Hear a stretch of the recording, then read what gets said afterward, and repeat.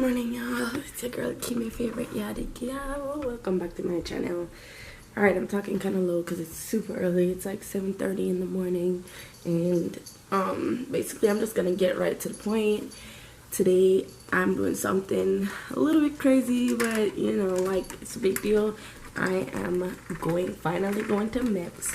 I started the process of enlisting into the U.S. Army in February when Deontay was still gone, and it's been a long journey. I'm definitely gonna make videos about like all the steps that I had to take and whatnot, but today is the day. Well, tomorrow is technically the day, but it starts today. Today I start the process of like officially like swearing in and enlisting. So as of tomorrow when I get back, I will either be a soldier or will not a soldier and enlisted. So if y'all want to see my MEPS journey, then make sure you watch this video. But real quick, before the video even starts, go ahead and give this video a thumbs up and make sure to subscribe and turn on that notification. Alright, I'm about to get ready. I'm about to hop in the shower. I got some eggs on the stove boiling because I can't skip breakfast today, because the last thing I want is not to be able to perform because I'm hungry. So I'm gonna make sure I have a somewhat hearty breakfast, not too hearty where I feel lazy, because it is early as hell, and you know, I just don't want to get super sleepy throughout the day, because I've watched a lot of MEPS video and people just say that it's like a long day. So yeah, I gotta be at the armory by 9. So yeah, and I gotta pick up stuff at my mom's house.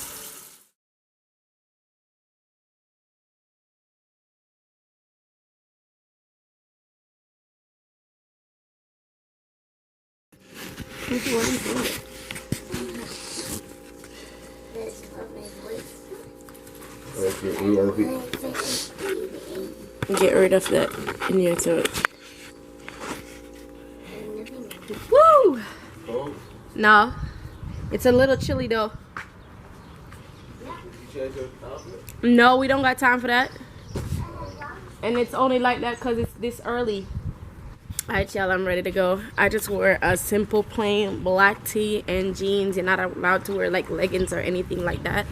And I mean, I'm not even for sure if I can wear a v-neck, because I saw some videos that said you can't, but this is day one and I'm gonna see my recruiter, so if I can't wear it, he'll let me know, and then I have other options in my bag.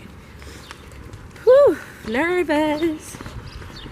I feel like I got an eyelash tomorrow.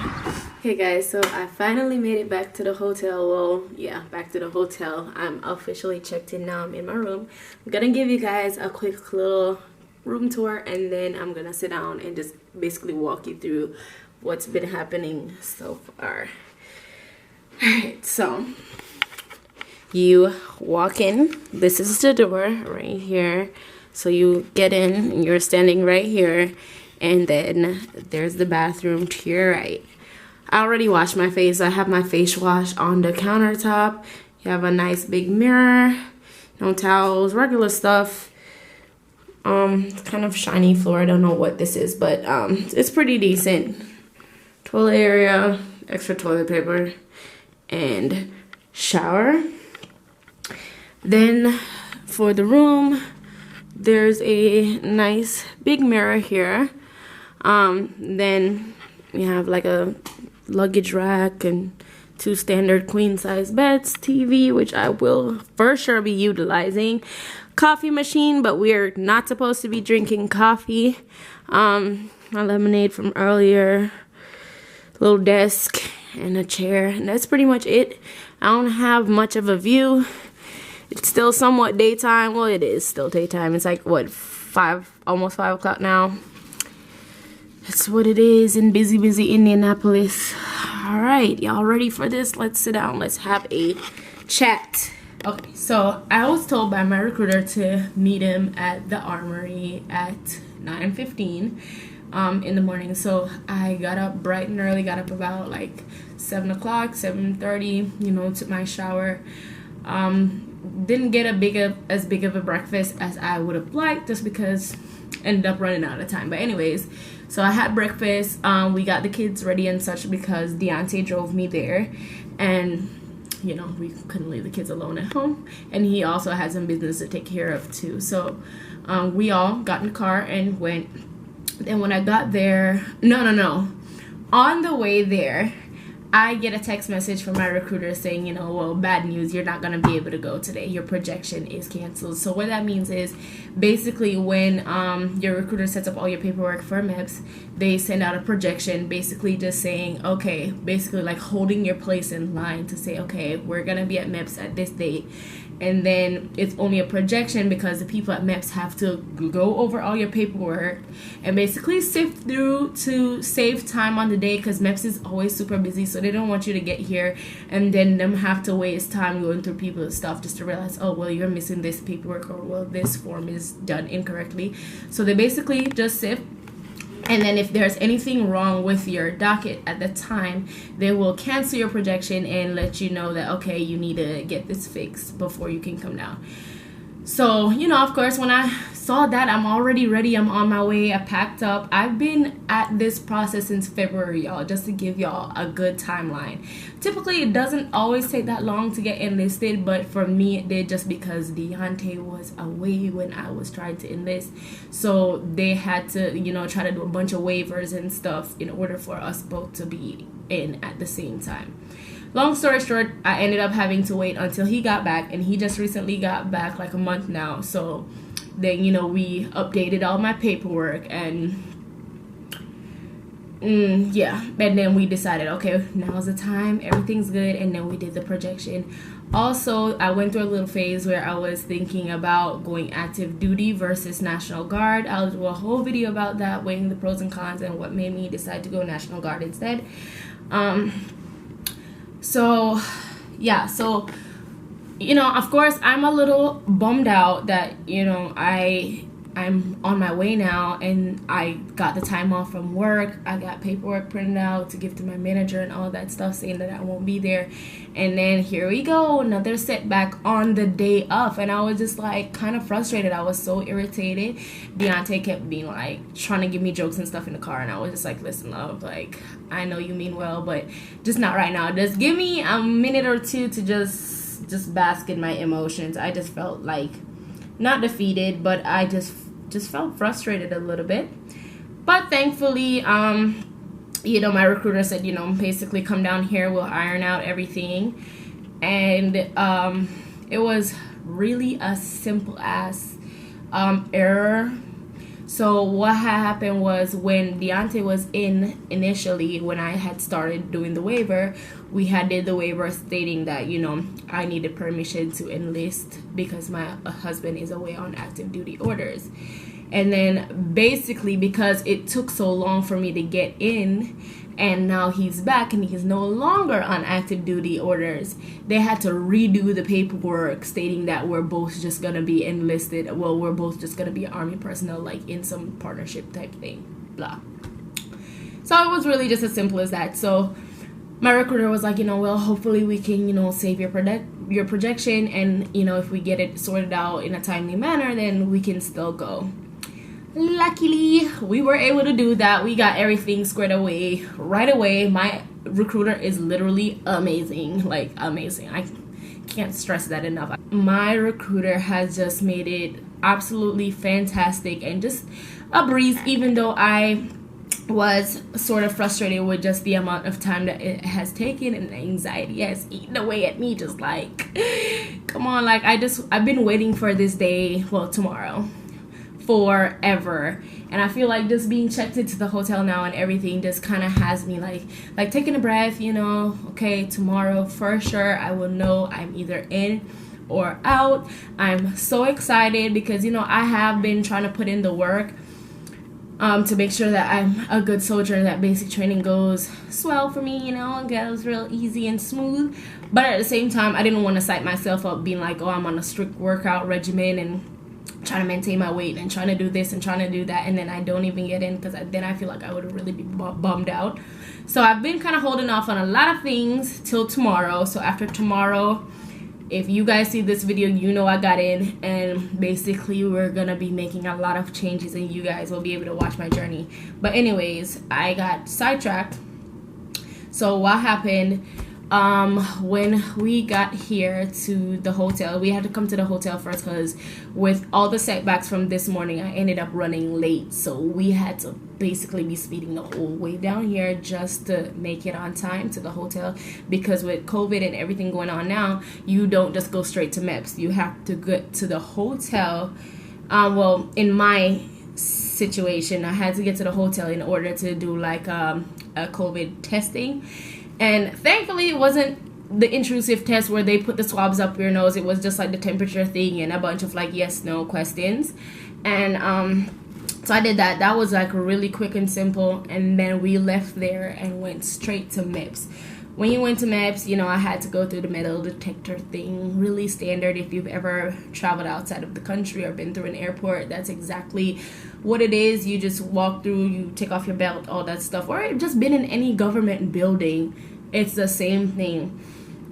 And then I walked in, they told me to leave all my personal belongings aside from my social security card and my ID in like some cubbies. And so I left my phone, my watch, and all that stuff. All my other stuff, like my bag, was in my recruiter's car. So I left all that stuff in my recruiter's car, and he was outside because he was not allowed into the building. So I was just in there by myself. Then there was like a line, you know, of course everybody's having to keep their distance because of social distancing. And then we were called up one at a time to do our fingerprints and trying to like sign in basically. Yeah, so they sent us down to the testing room, and basically if you never did your ASVAB, then that's when you would do your ASVAB. But if you did the ASVAB or you did the PICAT, if you did the PICAT, then you'd have to do a verification test. But for me, I had already done my ASVAB like months ago. So already had my score. I scored like a 73 or 74 or something like that. So I didn't have to do any of that, thankfully, because the ASVAB takes like hours and it's just, I hate it. But yeah, thank God that's over, out the way, passed it the very first time with a decent enough score where I was like, okay, good, I'll take it. I'm not gonna do that again. And then so I just had to take the Tapas Test, which basically it's like a personality screening, and they just want to know basically if you're crazy or just like what kind of habits that you have. It said that there's no wrong or right answer, but it was, I don't know, it definitely serves a purpose. And apparently some people fail it, so I don't know like what the real science behind that is. But I skipped over the fact that I'm just so all over the place. Before we even left Fort Wayne, when I was still at the armory, after all my stuff got approved to have me go down, we did a hot seat with my recruiters like above. I don't remember his I think it's Sergeant First Class. But yeah, so we did, I did a hot seat with him where basically he goes over everything that's going to happen at MEPS, what to expect. He makes sure that I know how to fill out my my medical. He makes sure that I know what's in my paperwork, my docket, and just tells me like basically some guidelines of things that people will try to do to try to get you to be disqualified at MEPS. So just so I don't freak out and get nervous or just make a mistake. So yeah, we had did that before I even came. So then now I'm there and I'm doing the Tapas. So I sort of had an idea what to expect as it like related to the test, like what my answer should be. But it was by far the weirdest test I've ever taken. It was like so crazy because it's like some of the questions, it's like they give you two options and you're supposed to select which one is closest to like you, like which best represents you. But it's like both options are like wrong, but it's like trying to pick one that's just like less wrong.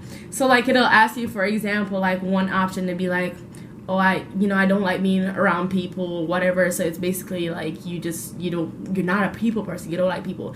And then the other option is like saying that you like basically get so anxious and overwhelmed sometime or whatever, which obviously you don't want to pick anything that says you have anxiety or anything like that, because you don't want them to think, okay, well, she's not going to be a good candidate because she's going to fold under pressure. She has anxiety, which is like they're going to look at it as like a mental thing. and you don't want to like say you've been depressed or anything like that, because they're just going to look at it as a mental illness and they're not going to put a gun in your hand if you're not stable, basically.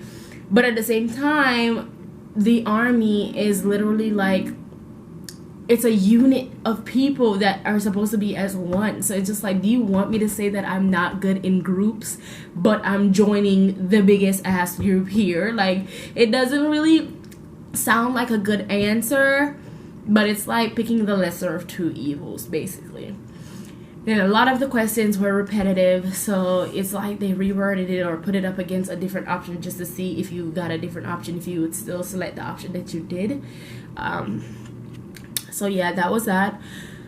Took me forever to get checked in. I've been back at the hotel sitting in the liaison place for like 45 minutes, because when I went down to MEPS, they took my screening, which basically gave me clearance for like my temperature and basically said that I didn't have COVID. They took it when I went in to do the Tapas, and they never gave it back to me. And then I get over here, and then the lady is like, okay, so I just need, you know, those papers. And I'm like, well, here's the thing, I don't have them. And she's like, okay, well, you can't get checked in, so go sit over there. And there was this other girl who was sitting there. She looked frustrated, and like, she, I guess, came all the way from like Bloomington, Indiana. Not sure how far it is, but I know it's not right here. And basically, she was supposed to ship tomorrow, or she thought she was shipping tomorrow. Her recruiter brought her here with all her stuff and whatever, and then she was just waiting for a long time. And then they called and they were like, oh, well, she doesn't leave till Wednesday, so she needs to go back home and come back tomorrow. So she's like just waiting around now for her recruiter to come pick her up. I know that must be such a sucky ass feeling, and I do not envy her at all. So yeah, but anyways, I was sitting down there and I was just like waiting for the longest ass while for them to like find it in the system that I already had did this verification. And she called I think it's another like sergeant first class that works with them over at MEPS, and she was like, you know, hey, so I can't find Small's paper, blah blah blah blah. She came over here with nothing, and she was highly like, I don't want to say stressed out, but she was frustrated. She said it's been a long ass day when it came on to the army people, and basically that they were sending a bunch of people over here with improper documents and all types of stuff. So just, you know, typical miscommunication there again. And she was just like really upset and irritated, and she was like, you know, you can just go sit over there, whatever. And I was just like waiting, and I just went on my phone because I was like, okay, like maybe this will make the time go by a little bit faster. And so I was just sitting playing the waiting game for the longest. I remember she had called, and he said he was gonna send over an email, and we were waiting for another like 25 minutes for the email. And he was like, she called back because like 3 other people showed up afterwards that also didn't have their medical stuff that was at MEPS with me, so they just threw all their stuff away. And she was like, you know, I still didn't get Small's paper. And he was like, oh, you know, I emailed it. And she was like, I haven't gotten it. So he emailed it again.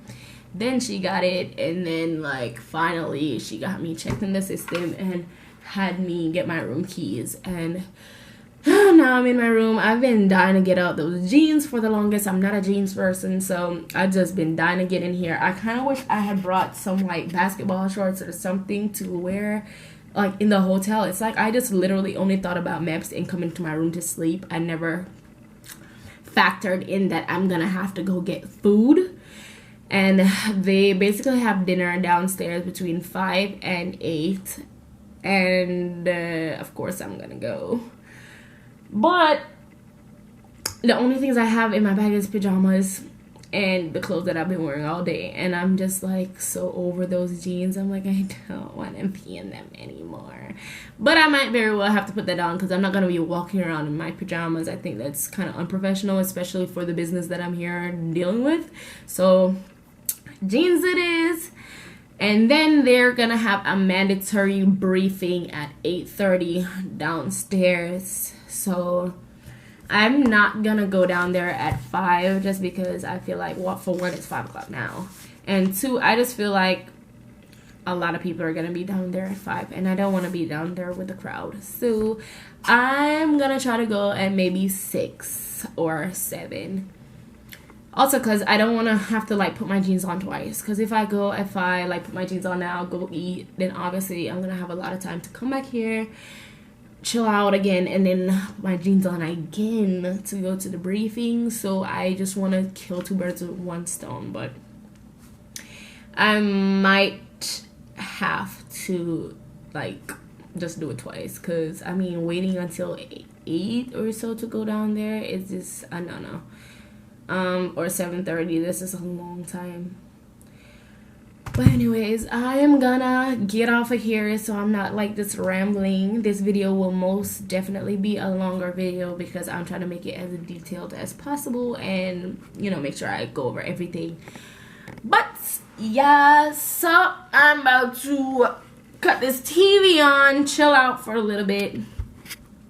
And yeah, that's it. Talk to my little baby boo. Let him know how my day's been going. Check up on the kids. It's almost their bedtime as well.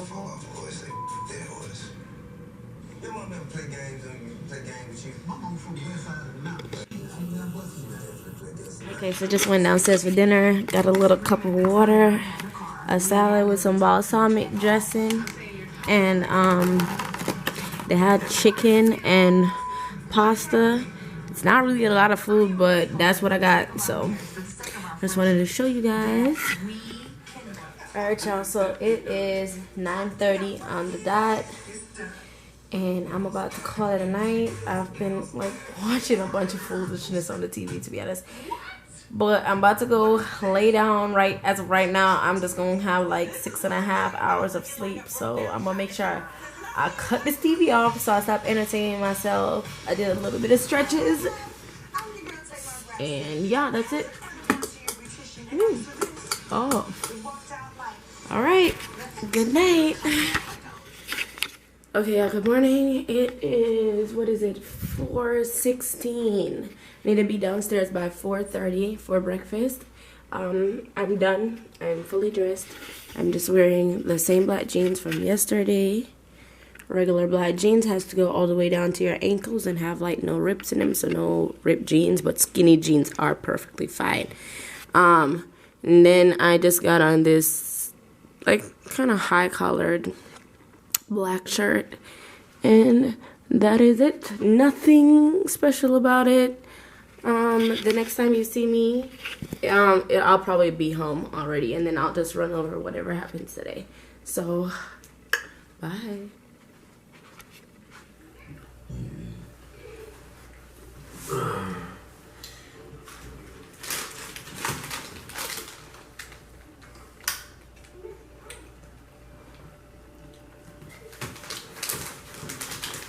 Okay, so swearing, it's no. Okay, so this is day 2 now at MEPS, right? So this is the day when you go, and basically this is the big day. You do all your medical and stuff. Mm-hmm. You do your physical. This is the day of the duck walk. And if you pass everything, then you get to choose your job, sign a contract, and swear in, right? You leave MEPS that day knowing when you're gonna ship, meaning like when you're gonna leave, where you're gonna go to basic training at, where you're gonna go to AIT, like you know everything when you leave MEPS this day, right? That's right. So, oh my god, that feels so good. Mm-hmm. So, sorry, let me stop. I can't, but no, it's cool. I'm telling him the story too because he's been through it, so it's a little crazy, and I don't want to just share it with you guys. I'm sharing it with him at the same time. Okay, so day 2, I wake up super early. I could hardly even sleep the night before because I was so anxious. Like, I got up at like 2 o'clock, got up at 3. that's like some measures when you woke up. Yeah, I just kept getting up like over and over and over, and I was just like I kept thinking that I overslept. Mm-hmm. Because they were just telling stories about like the bunch of people that they left, like the shuttle left them going to MEPS because they overslept, you know? Yeah. So I basically couldn't sleep, And so it was no issue getting up in the morning time. So I got up, showered the night before already. So I literally just had to like put on my clothes, make sure all my stuff was in my bag and everything. And then I left the room to go downstairs to get breakfast, right? As soon as I walked downstairs, first thing I noticed, everybody got on their mask. Left my mask in the room. I know. And the lady was like, she even told her, she said, get all your stuff because when you leave out of that room, you will not be going back into that room. So I was thinking the minute I got out that my keys wouldn't work anymore. Yeah. But I was one of the first people in the line, so I ate that breakfast so quick. I ate it so quick. It was a tiny ass breakfast. Let's talk about the food. First, exactly. Go with your own money. That's one advice I would say. Go with your own money, and hopefully wherever your MEPS is at, you're allowed to like leave and like go somewhere. You're not? Well, kind of. Well, it depends. Cause when I went, we was allowed to leave because there was a restaurant right in the parking lot. But you can't come off the property. And then you had to sign out. You just got to sign off. Yeah. Like that. Yeah, that's what they said. And if like you're under 17, well, if you're 17. Guardian. Yeah, you have to leave with your recruiter or a guardian. You can't just leave. You know, even if you got your own personal vehicle outside, like you gotta have somebody that's a grown up going with you. Yeah, so they told us that too. We weren't allowed to get off the property or whatever, and we weren't allowed to use any of the hotel amenities. I'm guessing because of COVID. So no pools, no gyms. They did that with me too. Oh. We wasn't allowed. I guess because they didn't want nobody thinking that it's a vacation. Fraternizing and stuff like that, because it gets like. People just get their mind just like get off the target to go and they just start doing dumb shit. And a lot of kids are young. This is probably their first time being at a hotel without their parents. Yeah. So, you know, majority of the kids there that swearing and stuff like that are like fresh out of high school or in high school still. So they act their age, you know, they act like children. And being an older person, it is kind of annoying. But anyways, yeah, so the food was, I don't want to say trash. It wasn't trash. It was just the amount was trash. Like dinner the night before, even Deontay was like, man, go back and tell the man that you want more food. Right, it was so little. That's what I would have done. It was so little. It was like a little box, a foam box with like separated compartments, and it was chicken pasta and veggies. And I was excited because I love pasta. And listen, you know, my ass got excited, and I was hungry. And the guy was like scooping. And every scoop he made, like he did one of these, like he scooped and then he paused and he's looking at me like just waiting for me to be like, to be like, okay, you know, that's cool. And then the guy before me, he was like, I don't know if he was on a diet, but he was an older guy, and he was just like, she was like, do you want this? And he's like, yeah, I just want this, like a little bit of chicken, like 5 pieces. So I'm like, yo, I don't know what he's on, but that is not me, like loaded up. So he just kept looking at me like I'm wanting too much. And then he didn't even wait for me to say stop. He just put the spoon down, and I was like, bro, what are you doing? That's so crazy. And just so you get an idea, dinner was served from between like 5 to 8 in the night. So I mean, if you stay up all night, you're you're hungry again. That's and like you a basic training. I got though. Right, because it's just like 5 to 8. So I had to bring my ass to bed at 9 because I was like, yo, like if I stay up, I'm just gonna start getting so hungry that I won't even be able to go to sleep. So went to bed and all that good stuff. Then the morning time, you know, after I checked out and everything, went for breakfast. Same deal. They had biscuits and gravy, and I don't eat biscuits and gravy. And so I was like, all right, I'll just take the biscuit, no gravy. And I'm thinking I'm just going to get a couple of biscuits. She put 1 biscuit on the plate. And I'm like... That's wild. I'm like, I am so grown. Like, you get 1 biscuit as a side when you order something at Popeyes. You don't get a biscuit by itself to eat. Like, that's crazy. I was just like, one. That's crazy. Yeah, like 1 single biscuit. I'm like, oh my God, like what are these people doing to me? And then especially knowing that I'm gonna have a long ass day at MEPS, I'm like, no, I need a big breakfast so I can have the energy to do all these things. It's tiring. Right. And I was just like, oh my God. So I'm up at like 4 o'clock in the morning getting 1 biscuit and some eggs, and then I had got, they had like sausage patties, so I had got 2 sausage patties, and that was it basically. They had like some fruits on the side, but I didn't pick any up.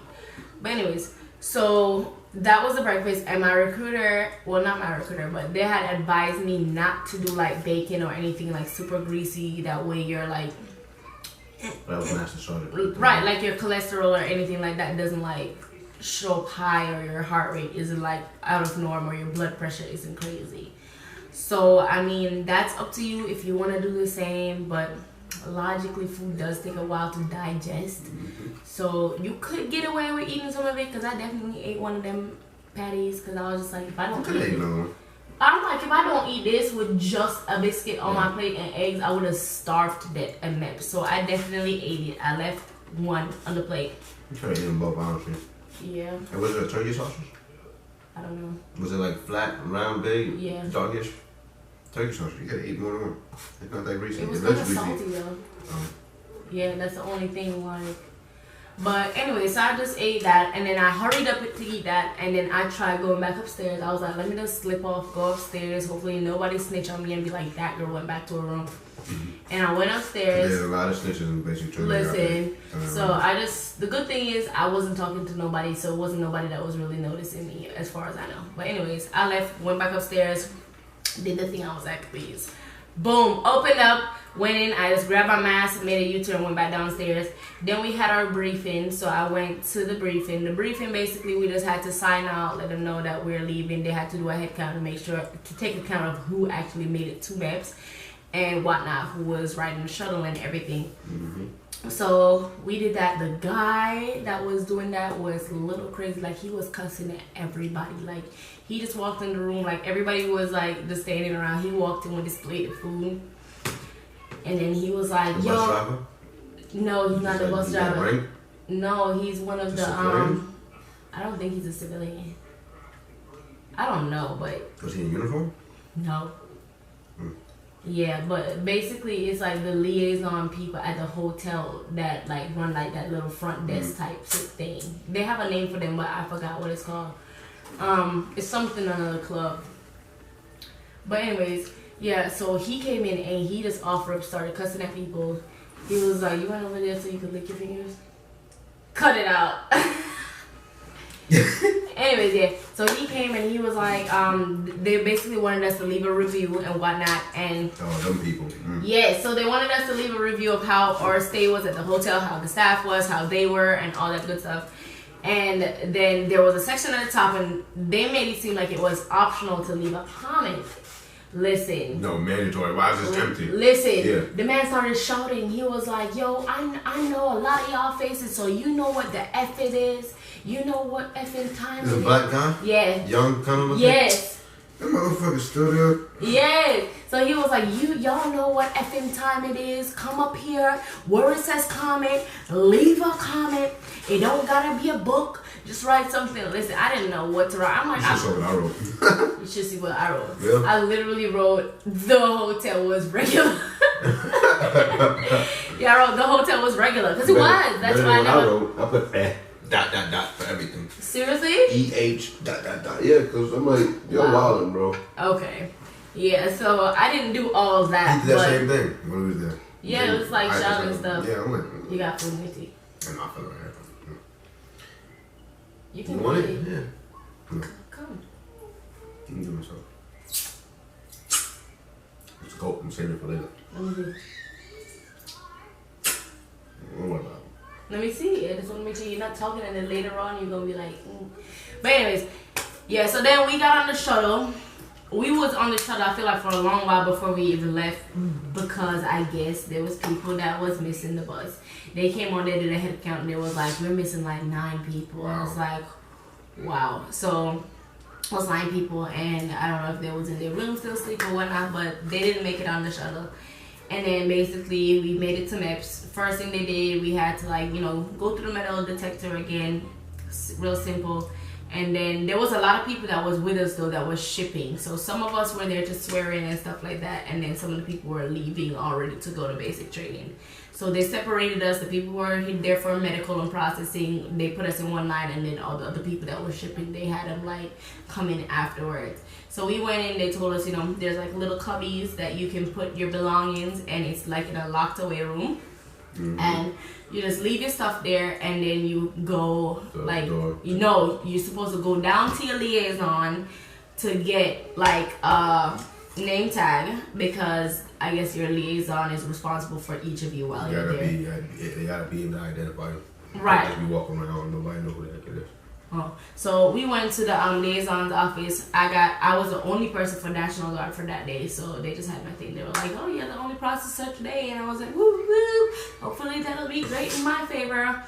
Got there, got my thing, went back. I was like the first person in line, so I was the first person being processed for everything. And then the lady called me up, whatnot, got me all checked in. She gave me a big medical folder, and then from there she was like, all right, go all the way down through the double doors, go to medical, and just walk up to the desk.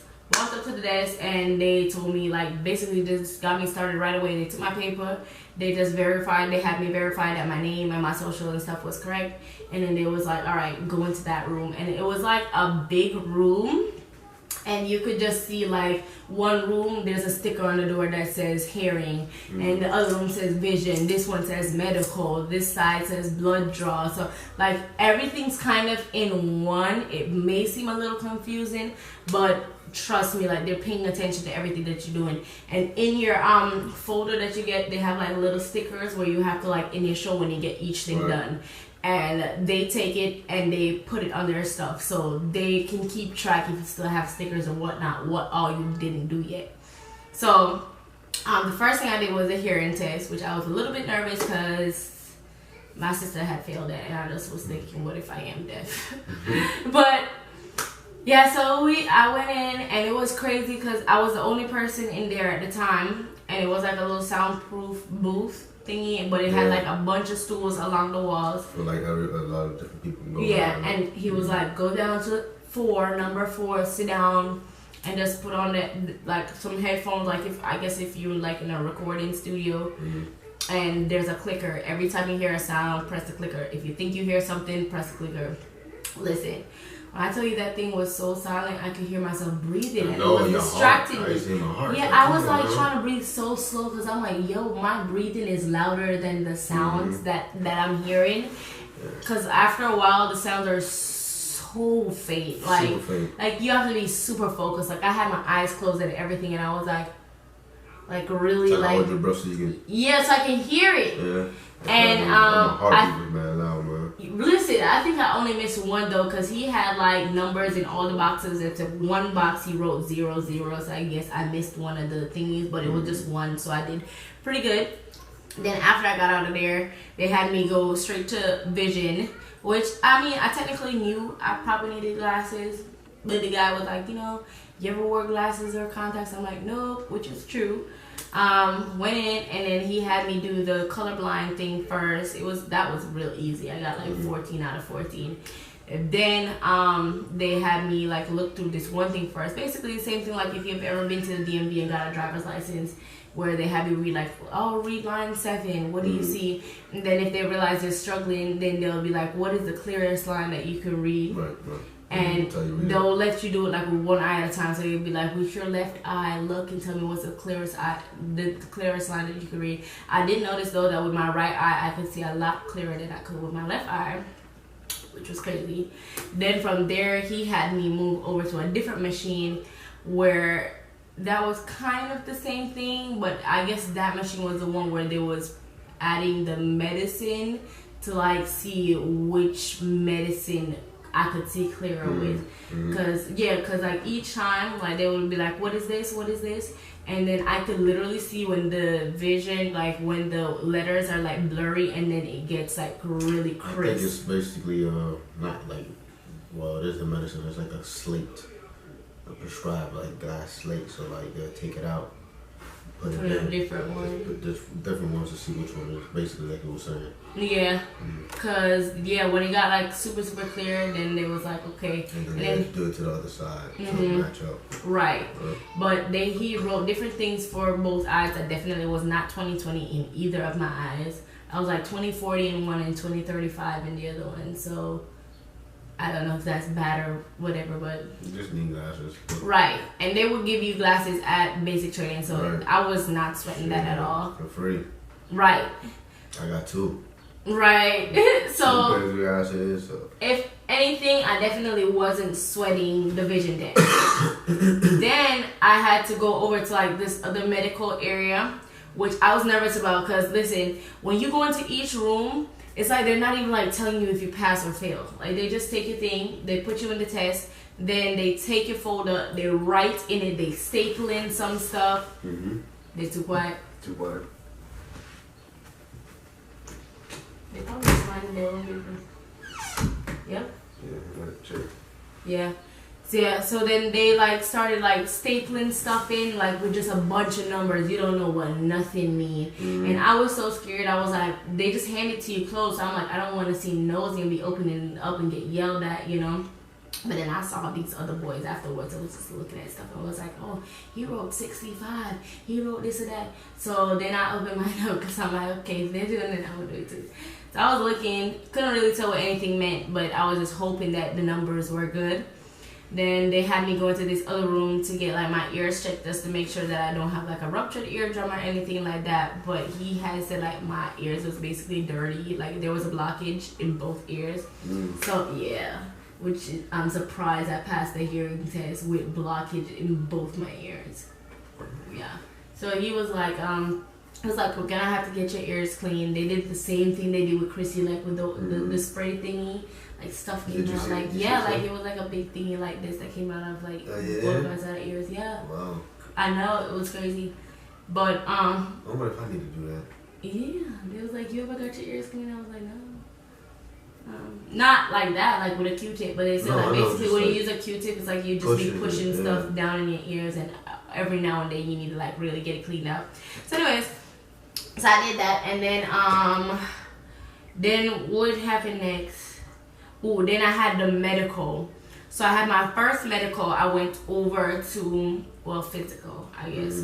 I went over to see the doctor for the first time, and the doctor was a male doctor, so he said, we're gonna have to split yours up in half since you're a female. So for the first half, you don't need a chaperone, but you can have a chaperone if you would like. Would you like a chaperone? And I said no. Wait, rewind. Before all this, before we start doing anything, they had us do like a briefing. And the briefing basically they just went over all the rules, explained to you what everything meant, explained to you the rules and regulations, explained to you about sexual harassment. If you feel like your doctors or anybody who's doing anything appropriate, you should, report it. They explained about discrimination, like falsifying documents, just all type of stuff basically, and told you what to expect. Listen, when I tell you that people was just unnecessarily asking questions, just was so dumb. I was like, yo. Yeah, used to that too. Listen, like the guy, there was like, we had to fill out, that's when you fill out the medical form, and they ask you like some stuff about yourself. Have you ever had this, that, and they basically want you to tell on yourself and just be like, okay, well, yeah, so I have had this. And like, it was so many people. There was this one guy that was like, oh, well, I did have a speeding ticket. So the guy said, okay, well, write it down. Then he's like, well, what if I had 2 speeding tickets? He's like, well, write tickets. And like, it was just like so self-explanatory. And then he was just asking about it over and over and over. And the guy just got frustrated. He was like, listen, when I'm done with you, I'll send you over to the Navy and you can talk to them about it. They'll tell you what to do. Send him to the Navy. Right? And then this other guy, he was like, that looks like Glenn right there. Well, why did But anyways, this other guy now, like they when we was filling it out at the top, they're like, okay, the top box says, put your name, it says last, first, and then middle, right? The dude's like, so should I print? It's like, what else are you gonna do? Like, there's a whole pen on the table. Like, obviously you're going to write your name. When I said they was just asking questions, just ask questions. And every time he gotta stop to do that, like, it just holds you up even more, because if you're like staying with the shuttle or swearing in, you have to wait till everybody's done because you're swearing together. So it's just like being the first person to do stuff. And then you gotta wait on everybody else. It's just like so annoying, especially when you're not even waiting because they're doing stuff. You're waiting because they're just screwing around, basically. So anyway, so fast forward now. So I'm in the physical room, And the doctor basically he checked my eyes, he checked my throat, he had me do stuff like look up, look down, like keep my shoulders straight. Come. Come. Come.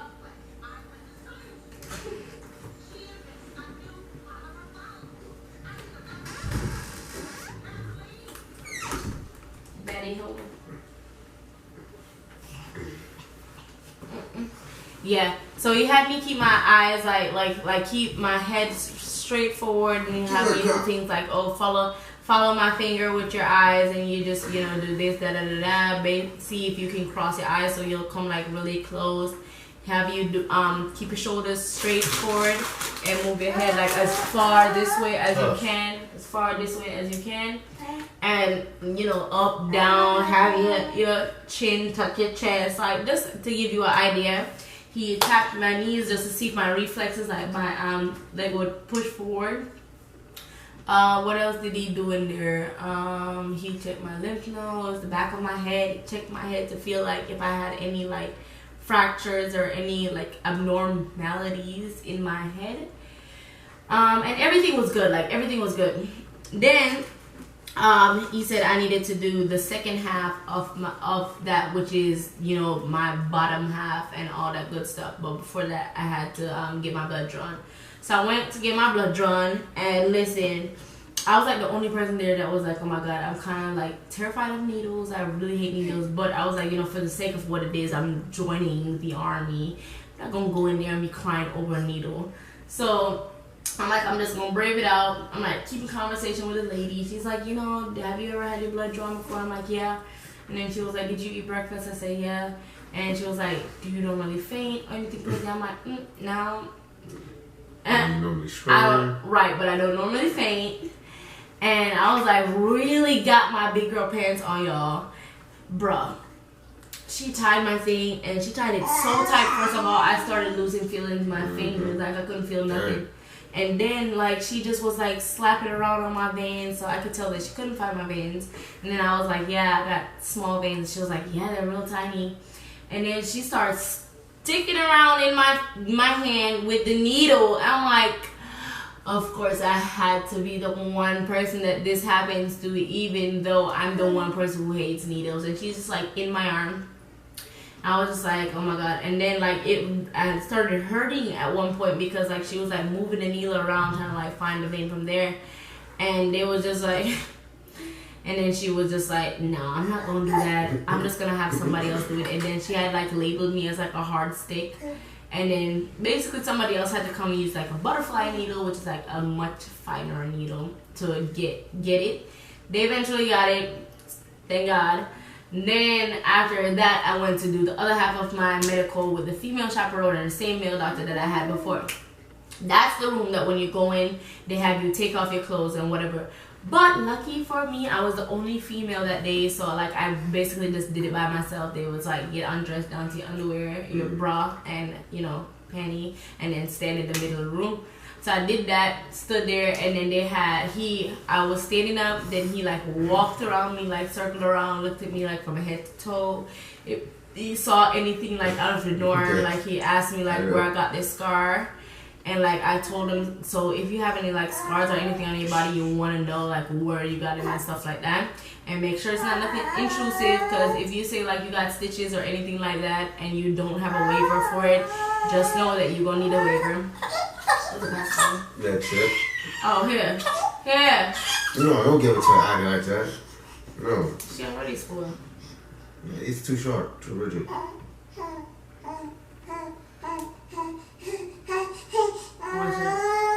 about to get mad. Yeah. So, you know, he asked me about like a couple scars and stuff like that and marks. He asked me about like I have stretch marks, so he was like, are all of those like from the baby or did anything else happen? So I was like, yep, just from having kids. I need to change the diaper soon. Yeah, so I said, you know, just from having kids, whatever. Then he had me do a series of motions. So like he had me like, ooh, she pooping. Huh? She pooped. Yeah, I know. Just said I gotta change the diaper. Oh. So he had me like do like have my like they'll be like bring your arms around in a circle and make sure every time you go like this, your hand like touch your ears. So I had to do that. Had me do like this. And then back. This was so confusing to me for some reason. Like it was just like he was like do it faster. Like he was doing it so fast with his fingers. I'm like I'm focused and you're like this close to me. I'm kind of nervous, and like yeah, he wants you to do it. You see, like you mess up. Like it confuses you a little bit, and so he had me do that. Had me do like you have your arms up and like your arms up with your palms facing inwards, and you drop him, and by the time you drop him, like your palms are supposed to be facing inwards, and it's not supposed to slap at the side of your like thighs. So I had to do that. Then I had to do the duck walk. I had to like he was like go on that end of the room, walk as fast as you can over here without running, and you know like just a lot of stuff. Then after I passed all that stuff, he had me come back in the room. He said, okay, go up there, get fully undressed, put this robe on, and then come out. That's when they did like the breast exam and checked your heart rate, listened to my breathing, just like everything like that. And then he, you know, did the pelvic exam. Everything was going so great. I'm like, oh my God, this is the last thing I gotta do. And then I'm in, you know, I'm gonna go, you know, get my job, secure my contract, swear in. Bruh. So, how about right at the end, the guy was like, when he was pressing on my stomach, he was like, do a half crunch? So I did a half sit up, and like, when I had the baby, like my abdominal walls separated, and I didn't know that was a hernia. He was like, do that again. So once he said do that again, I just felt like, okay, yeah, this is something, you know, like why else would he be paying attention to it like that? So I was like, oh my God, you know, like just to feel like you're this close, bro.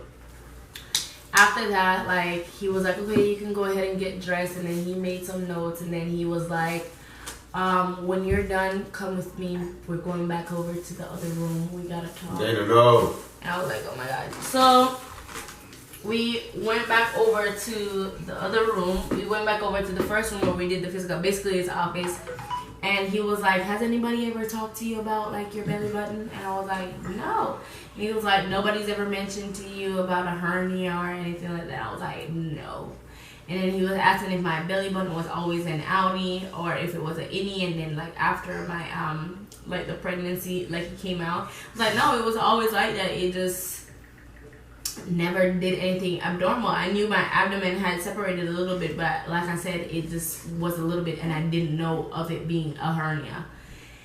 Anyways, he was like, well, basically that's what I think it is. I think it's a hernia, and you know, it's only allowed to be about like 2 centimeters or something like that. And then he was like, and yours is like this big, and I'm like, I strongly doubt that, but I'm not saying he was a liar or whatever. Like, everybody was super friendly. Nobody was, like, over the top rude or anything crazy at the MEPS building. Surprising. They were rude to you? Not really. They just everybody had attitude, but that's just how it is there. And Yeah. Process. Yeah. Yeah, so when he told me all of that, I was just like, in my head, I was just like, okay, so what does this mean? And he was like, you know, there's some things in their normal life that doesn't affect your day-to-day, but it's just not, it's not conducive to like military lifestyle and blah, blah, blah. So he was basically saying that a hernia is one of those things where you gotta get a waiver. So he was like, you know, one of 3 things can happen. So I can either get a waiver approved, and the Army is like, okay, cool, good to know, but basically we'll take her anyways. Or they'll be like, no, you are denied. And or they'll say, you know what, we want to have a doctor check her out to see like if get a second opinion basically. So they can have one of those 3 things. He said if they say no, like completely no, then it's up to me to basically go to my own private doctor, which means I'm gonna have to pay for that, and get it assessed. And if they do feel like, okay, yeah, this is a hernia and you need to get it repaired, then I can have this surgery to get it repaired, and then wait 6 months till it heals up. Then I can come back which, you know, they wouldn't have a choice but to really accept me then, because if that was the issue and then I got it fixed, then they wouldn't have any issues other than like if I didn't heal properly or anything like that. That being said, I didn't get to swear in today, which was a bummer at first. I felt like I was a little bit like teary. Because you know, this is what you want. And because I felt so good that everything else was going good. And I felt like I was right at the end. But I think that should, I mean, just because everything else went good, because a lot of people fail like the physical things as far as they can. I know. You know what I mean? You didn't fail nothing. You just felt like... Based on my body. Yeah, and I mean, like I said, I think that you should be able to get away with it. Like I said, I know a lot of people who have like... You have to speak up for now. My bad. Yeah, so, you know, like, I don't think that's going to be a problem because, like, you didn't feel anything physical, yeah. So, I mean, just because there was something wrong with, like, your body or whatever the case may be, I think you can get a waiver for that because I knew people who had rods and fucking broken things. I knew people who couldn't hear. And there was people there who literally had, like, they were getting a waiver because they had, like, knee surgery. Yeah. I'm like, a knee surgery? Wow. Right. But the army liaison guy really had seemed positive too. He was like, you know, when I walked in. Old black guy? No. His name is Remington. White guy with long beard glasses? I don't think he got a beard. Okay. But beard, love, he's in the army. He can't have no beard. Oh, did you say like a liaison dude? Yeah. Like I mean, not everybody in the liaison is in the army. Well, in the actual, you know, like when you're done and you go see your station, like then that. Isn't that somebody who was waiting on you to be done? Completely done? Yes, that's what I'm saying. Like he's the last guy. Yeah. And he was waiting in the little room? Yeah. Wow. Yeah, so basically I went through afterwards. So when you're done, you gotta go to your station, whether you're Marines or Air Force or whatever. You're gonna go around to that station after you're checked out with medical, and then you're gonna go with your folder. And if everything went well, that's when you would talk to them about your careers, and they would like give you options and like sign you up and set you up with everything. But since I didn't get through with everything, get into everything. Now she knows she could open up shit. Yeah, those are my papers? Yeah. You know why you can't play with toys? Jesus. No. No, leave it. It was important. She always panting. I don't like she getting mad.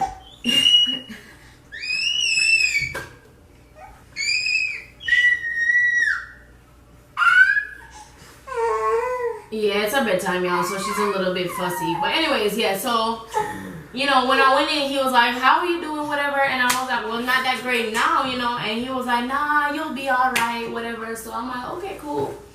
And then my recruiter also said the same thing, like he really feels like they wouldn't go through the trouble of saying, like, they're going to put in the waiver. Hold on. I guess she was... But it'll keep it more quiet. I tried to. She leaned forward. She wanted to get off. You'll see. She don't know what she want. Yeah. No. Right. She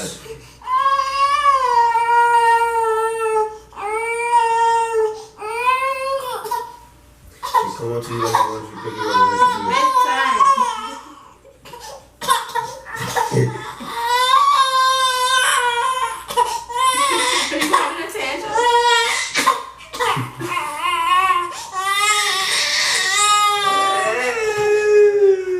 Looking at you, like, she's like, how?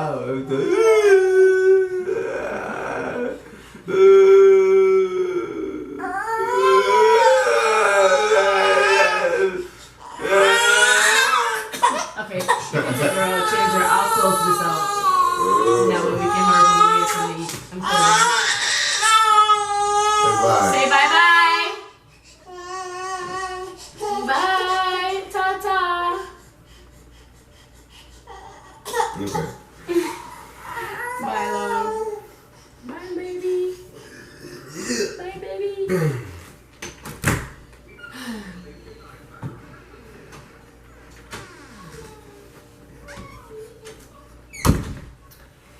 Yeah, so, you know, everybody was super confident, basically just making me feel even more confident that, you know, everything was going to work out. And the good thing is that I was, like, I was good with everything else. Like Deontay said, I passed all the physical stuff, and he said that once you go through MEPS, like your results are valid for like up to 2 years.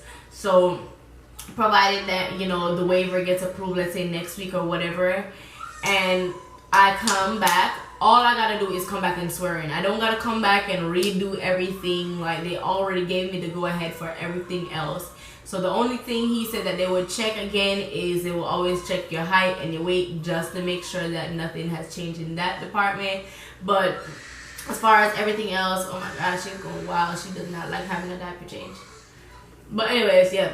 As far as everything else, it did make me feel like relieved just knowing that I went through the MEPS process and I passed everything except like a body, I guess, deformity.